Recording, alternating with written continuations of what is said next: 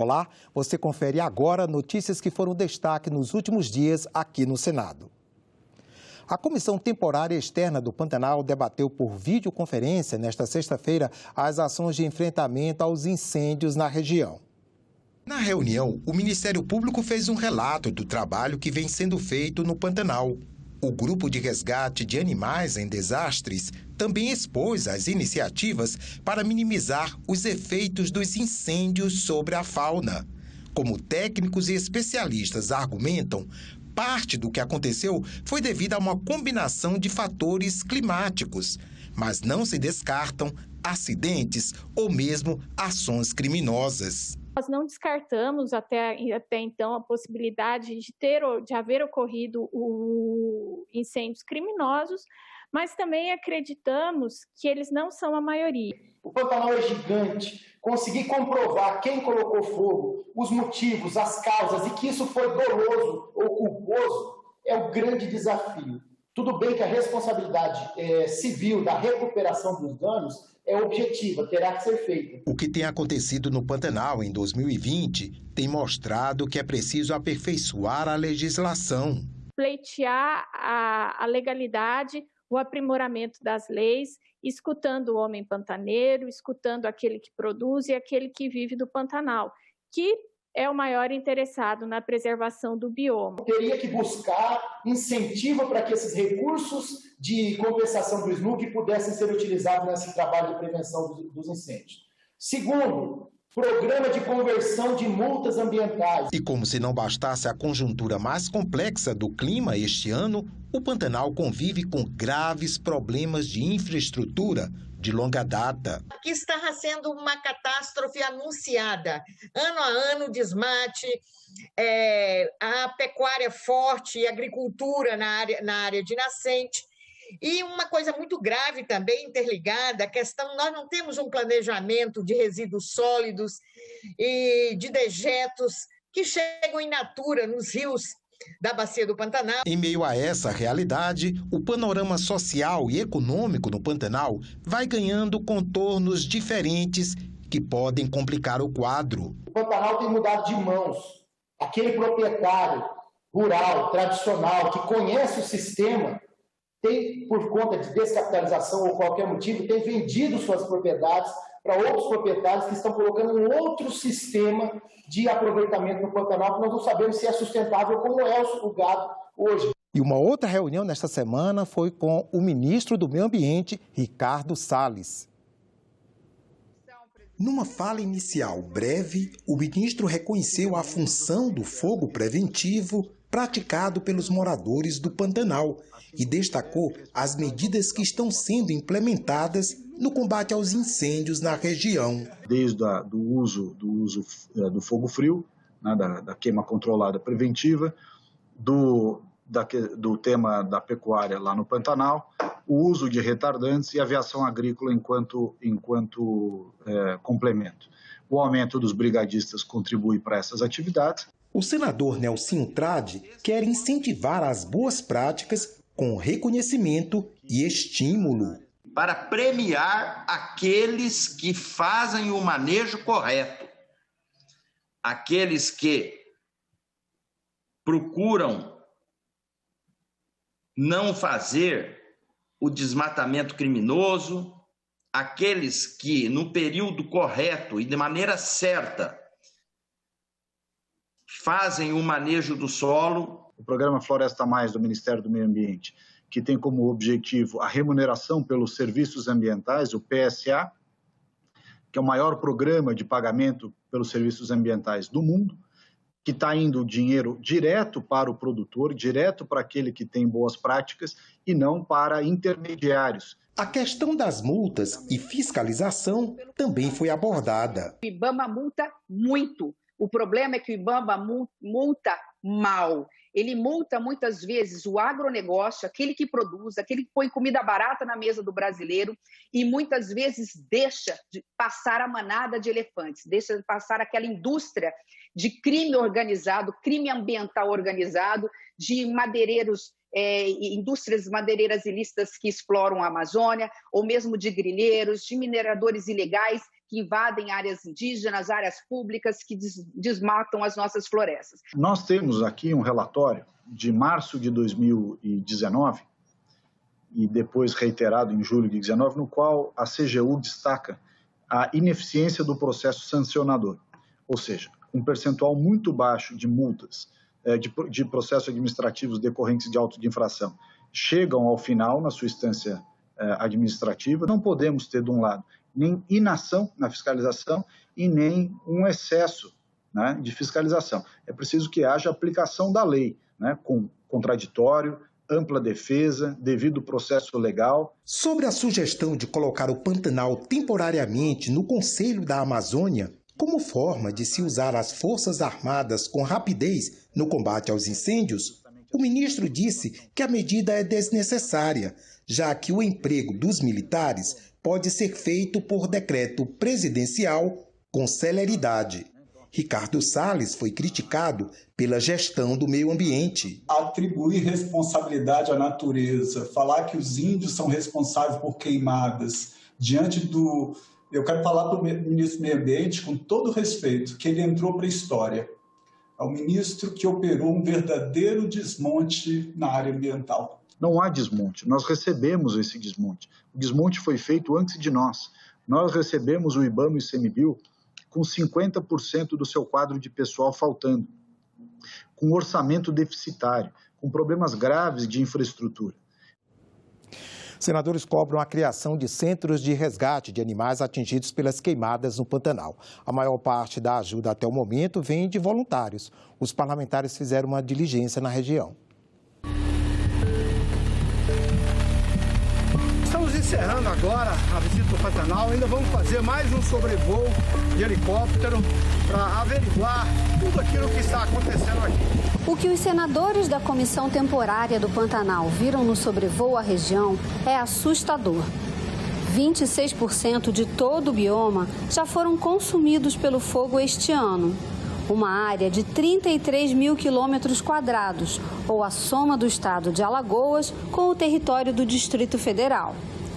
É a maior devastação desde 2002, quando começaram as medições do Instituto Nacional de Pesquisas Espaciais. Só em setembro foram mais de 14 mil focos de queimadas, 120% a mais do que no mesmo mês do ano passado. Os animais indefesos estão entre as maiores vítimas. Fogem desesperados do fogo, não encontram água nem comida. Muitas vezes são resgatados com as patas em carne viva. Alguns não sobrevivem.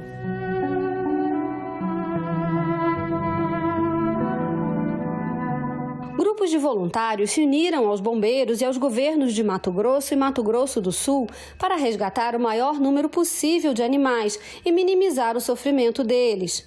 Em Mato Grosso, foi criado o posto de atendimento a animais silvestres, na rodovia Transpantaneira, onde são feitos os primeiros atendimentos aos bichos feridos e desorientados.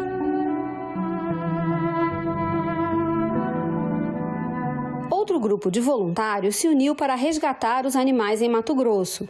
Eles improvisaram um hospital numa pousada da região e contam com médicos veterinários de várias regiões do país. Eles têm encontrado e tratado de casos mais graves, como o desta onça, que teve as patas queimadas até os tendões. Os senadores da Comissão Temporária do Pantanal têm percorrido a região e debatem a falta de centros de resgate, triagem e reabilitação desses animais. Essa comissão tem uma visão de futuro.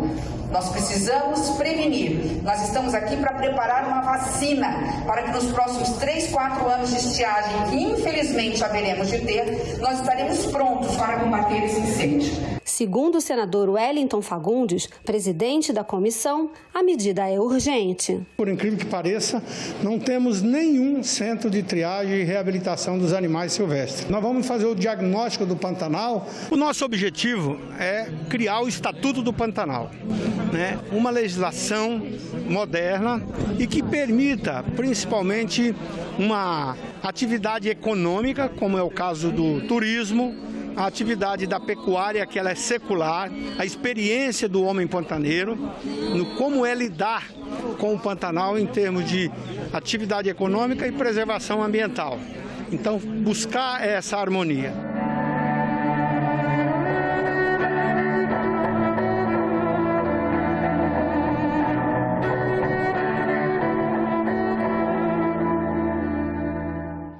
Senadores apresentaram projetos de lei para revogar o dispositivo que permitiu a soltura do traficante André do Rep. Pela legislação brasileira, a cada 90 dias a prisão preventiva deve ser revisada. Se isso não for feito, ela pode se tornar ilegal. Esse prazo não existia. Foi inserido no Código de Processo Penal pelo pacote anticrime, aprovado no Congresso e sancionado em dezembro de 2019. Foi com base nisso que o ministro Marco Aurélio Mello, do Supremo Tribunal Federal, decidiu libertar André do Rep, um dos chefes do PCC. No mesmo dia, o presidente do STF, Luiz Fux, derrubou a liminar, mas o traficante já estava nas ruas e não foi mais localizado. Depois do ocorrido, foram apresentados projetos no Senado para revogar o dispositivo que permitiu a soltura. Um deles é do senador Álvaro Dias. Ele considera o prazo nocivo, já que a justiça brasileira é congestionada com outros processos. Outro projeto é do senador Major Olímpio. Ele lembra que o prazo não constava no projeto original, idealizado pelo então ministro da Justiça, Sérgio Moro. Na justificativa, o senador diz que a manutenção do dispositivo pode deixar o país à mercê da criminalidade, incentivando a prática de delitos. O senador Eduardo Braga entregou o relatório com a indicação do desembargador Cássio Nunes Marques para o Supremo Tribunal Federal. A sabatina com o indicado vai ser realizada na próxima quarta-feira. Sobre um tema que me parece... O senador Eduardo Braga foi escolhido para relatar a indicação de Cássio Nunes Marques ao Supremo na semana passada. No fim de semana, ele anunciou pelas redes sociais que testou positivo para a Covid-19. Apesar do diagnóstico, o senador finalizou o parecer que foi entregue nesta quarta-feira à Comissão de Constituição e Justiça. No texto favorável à indicação, o relator diz que Cássio Nunes Marques demonstra ter experiência profissional, formação técnica adequada e afinidade intelectual e moral para o exercício da atividade de ministro do Supremo Tribunal Federal. Sobre possíveis inconsistências no currículo do indicado, levantadas nas últimas semanas, Eduardo Braga diz no parecer: não observamos fatos relevantes que pudessem suscitar dúvidas sobre seu saber jurídico ou desabonar sua reputação. Uma confusão semântica no uso de uma palavra em espanhol no currículo do indicado foi reverberada como se grave inautenticidade, e uma suposta sobreposição cronológica nos cursos que frequentou foi divulgada como indicativo de falsidade. O relator conclui que as explicações complementares prestadas afastam qualquer especulação sobre a boa-fé do indicado e a rigidez das informações curriculares. Agora, o relatório ficará disponível virtualmente para que os senadores possam acessar e fazer suas observações. A sabatina está confirmada para o dia 21, próxima quarta-feira. Segundo a presidente da comissão, senadora Simone Tebet, se houver algum impedimento médico e o relator, senador Eduardo Braga, não puder ler o parecer, ela poderá nomear um relator ad hoc para fazer a leitura resumida do relatório. Após a sabatina e votação na CCJ, o nome do desembargador será submetido ao plenário do Senado no mesmo dia. Para ser aprovado, ele precisa dos votos favoráveis de pelo menos 41 dos 81 senadores. A votação é secreta. Chegou ao Senado a indicação do presidente Jair Bolsonaro para a próxima vaga no Tribunal de Contas da União. É o atual ministro da Secretaria-Geral da Presidência da República, Jorge Oliveira. Jorge Oliveira é policial militar da Reserva do Distrito Federal e é formado em Direito. Ele foi conselheiro fiscal no SENAC e assessor jurídico e de orçamento na Câmara dos Deputados. Caso a indicação seja aprovada pelo Senado, Jorge Oliveira vai substituir a vaga do atual presidente do TCU, José Múcio Monteiro Filho, que vai antecipar a aposentadoria e deixará de ser ministro a partir de 1º de janeiro de 2021. O relator da indicação será o senador Omar Aziz. A sabatina está marcada para a semana que vem. Está no Senado a medida provisória que aumenta o percentual para empréstimos consignados de aposentados e pensionistas.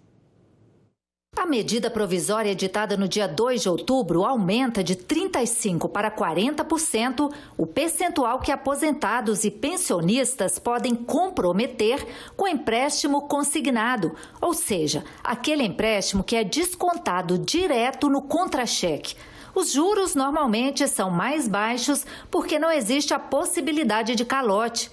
De acordo com o texto, 5% desse percentual devem ser usados para saque ou pagamento da fatura do cartão de crédito. O novo limite vale apenas para empréstimos concedidos até o dia 31 de dezembro deste ano, quando deixa de vigorar o decreto de emergência pública devido à pandemia. Esse aumento da margem de crédito foi uma recomendação do Conselho Nacional de Previdência Social, que define as diretrizes gerais da Previdência e é formado por representantes de trabalhadores, de empregadores e do governo. Este ano, o Conselho já tinha aprovado a redução da taxa de juros desses empréstimos e o aumento do prazo para pagamento das parcelas, medidas para ajudar aposentados e pensionistas a enfrentar a crise provocada pela pandemia. Eu acho ótimo, porque é um juro menor e ajuda muita gente, né? Nesse momento de crise. O lado bom é que o aposentado ele consegue pegar um empréstimo com um juro bem mais baixo do que pegar dinheiro com os agiota ou pegar o dinheiro na boca do caixa e pagar um juro altíssimo. Então, por isso que nós defendemos e apoiamos nessa emergência, nessa situação que o nosso país se encontra, nós entendemos que é uma grande conquista para os aposentados e pensionistas do Brasil. A expectativa do governo é aumentar a oferta de crédito na economia e estimular o consumo no final do ano. Mas especialistas alertam: aumentar a margem de empréstimo pode significar aumento do endividamento. Isso pode ser muito preocupante e pode aumentar demais o endividamento dos beneficiários do INSS a ponto que eles não consigam honrar depois com as contas, né, que tem ali no seu dia a dia. Então é algo que merece muita atenção e que cada um tem que verificar se não estaria tomando um empréstimo maior do que aquele que consegue arcar. Não há consenso sobre esse tema. É um pleito dos aposentados e pensionistas que afirmam que os juros são bem mais baratos nessa modalidade de empréstimo. Por outro lado, há instituições e especialistas que apontam o risco do aumento do endividamento familiar, muitas vezes pressionando os idosos. Mas, enfim, a medida provisória está editada. O debate é que vai apontar o caminho, se vai ser permanente ou não. O dono do dinheiro, o aposentado, deve ter o livre-arbítrio para usar esse dinheiro como ele bem entender. E se ele quer usar para fazer um empréstimo consignado, deve ser respeitada a liberdade de escolha dele no percentual que ele desejar. Muitos entendem que não, que ele deve ser tutelado pela lei, porque senão ele vai usar tudo em empréstimo e daí ele não vai ter o que comer, não vai ter como viver. Eu acho que essa história de tutelar a cidadania é uma tristeza. Eu acho que cada um tem que ser responsável pela sua vida e a liberdade de empréstimo deve ser concedida sim. A medida provisória tem que ser votada até o dia 30 de novembro para que o aumento da margem dos consignados tenha validade. De segunda a quarta-feira, o Senado vai fazer um novo esforço concentrado para a votação de mensagens de indicação de autoridades. Estarão reunidas na segunda-feira as comissões de Infraestrutura, Assuntos Sociais e Meio Ambiente. Na terça-feira, a de Assuntos Econômicos e o plenário. E na quarta, a Comissão de Constituição e Justiça e, novamente, o plenário. As atividades vão ser semipresenciais, pois as votações vão ser secretas. Você poderá acompanhar tudo aqui pela TV Senado, com as transmissões ao vivo e com a cobertura da nossa equipe de jornalismo. A comissão mista que acompanha as ações de combate à pandemia do coronavírus realizou uma audiência pública para discutir a dificuldade de acesso ao crédito pelas pequenas e microempresas.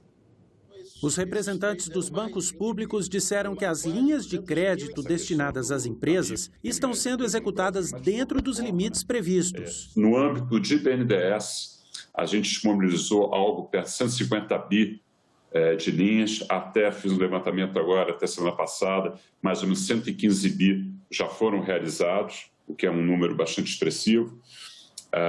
Mais de 240 mil empresas, né, impactadas, com 8 milhões de empregos também que foram impactados por várias dessas medidas. Tem o FAMP, mais o PRONAMP e mais o FGI, que foi colocado pelo pessoal do BNDES também muito bem. Essa soma aí deu mais, só esses três, tirando os outros, que aí tem outras linhas que o banco faz também, de outros bilhões, mas só esses três deram mais de 20 bi e quase 200 mil empresas. O presidente da Confederação das Micro e Pequenas Empresas afirmou que nem todos os segmentos conseguiram acessar as linhas de crédito, sobretudo as microempresas, que faturam menos de R$180 mil por ano. 5 milhões de empresas conseguiram 8 bilhões e meio. É muito pouco dinheiro para a microempresa. O representante do Sebrae avaliou que a situação das empresas ainda é crítica e a retomada dos negócios está mais lenta em algumas áreas. A retomada não está se dando de maneira homogênea, nem regional, nem setorialmente. Nós temos segmentos econômicos que estão com muita dificuldade ainda, principalmente turismo, economia criativa, né? Então, na verdade, a situação não está boa ainda, né?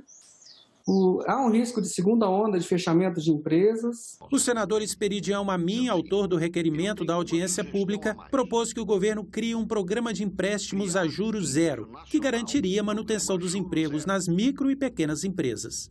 Seria isso, o governo estabelecer um limite de recursos financeiros para que ele banque o juro zero para micros e MEIs via organizações de microcrédito, OCIPs de microcrédito, como está acontecendo em Santa Catarina. Para MEIs, limite da operação R$5 mil e para micro e pequenas empresas, limite da operação de R$10 mil. E um grupo de senadores quer reincluir a Covid-19 na lista de doenças relacionadas ao trabalho para proteger os direitos do trabalhador que contraía a doença. O Ministério da Saúde chegou a incluir o coronavírus nessa lista, mas voltou atrás da decisão. Quem trabalha com atividades repetitivas ou em ambientes insalubres está sujeito às chamadas doenças relacionadas ao trabalho. Entre as mais conhecidas estão a tendinite ou LER, lesão por esforço repetitivo, bastante familiar às pessoas que usam computador todos os dias. Distúrbios em ossos e músculos podem aparecer por má postura. Reações alérgicas graves podem acontecer em quem tem contato com produtos químicos. Perda de audição e até sofrimentos psíquicos como ansiedade e estresse estão na lista das doenças relacionadas ao trabalho do Ministério da Saúde. Quando um empregado é afastado por mais de 15 dias por motivo de saúde, o contrato de trabalho é suspenso temporariamente, junto com o salário e os benefícios. Ele passa a receber pelo INSS. Mas se o afastamento for causado pelo trabalho que exerce, ele tem mais direitos. A empresa é obrigada a continuar depositando o FGTS na conta do trabalhador. E ele tem garantia de estabilidade no emprego por 1 ano, depois do fim da licença. Não é o que acontece hoje com a Covid-19. Uma portaria do Ministério da Saúde até chegou a incluir o Covid-19 na lista das doenças relacionadas ao trabalho. Mas poucos dias depois, o Ministério voltou atrás e o coronavírus saiu da lista. Sem a doença na relação do Ministério da Saúde, o trabalhador precisa entrar na Justiça para provar que a contaminação aconteceu durante o trabalho e aí ter direito a esses benefícios. não se poderia admitir o que existia na portaria anterior, em que deixava entender que qualquer tipo de trabalhador que eventualmente viesse a ter uma contaminação pudesse ter esse fato identificado como uma doença profissional ou ocupacional. Teria que necessariamente atingir trabalhadores como esses incansáveis trabalhadores da saúde em contato com pessoas contaminadas e que, por esta razão, colocam em risco a sua própria saúde. Para garantir o direito dos trabalhadores, principalmente dos profissionais de saúde que estão na linha de frente do combate à pandemia, um grupo de senadores apresentou um projeto de decreto legislativo para que a Covid-19 volte a ser considerada uma doença relacionada ao trabalho. Assinei, junto com outros senadores, o projeto de decreto legislativo 396 de 2020, que mantém a Covid-19 entre as doenças ocupacionais. Assegura o fundo de garantia para aqueles trabalhadores que se afastam por mais de 15 dias e assegura também a estabilidade desses trabalhadores por mais um ano. Seria o reconhecimento a todos os trabalhadores que arriscaram e arriscam suas vidas para combater a pandemia, atender a população e salvar vidas. Nós esperamos que esse decreto legislativo seja aprovado e que se restabeleça aquilo que o próprio governo reconheceu pouco tempo atrás, quando incluiu a Covid-19 no rol das doenças provocadas por atividades de trabalho. O senador Chico Rodrigues, do Democratas de Roraima, pediu dispensa da função de vice-líder do governo Jair Bolsonaro no Senado. O senador Chico Rodrigues não é mais vice-líder do governo Jair Bolsonaro no Senado. O senador do Democratas pediu dispensa da função nesta quinta-feira, quase ao mesmo tempo em que era publicado em edição extra do Diário Oficial da União um despacho do presidente da República solicitando ao Senado as providências necessárias para que o parlamentar fosse retirado do posto.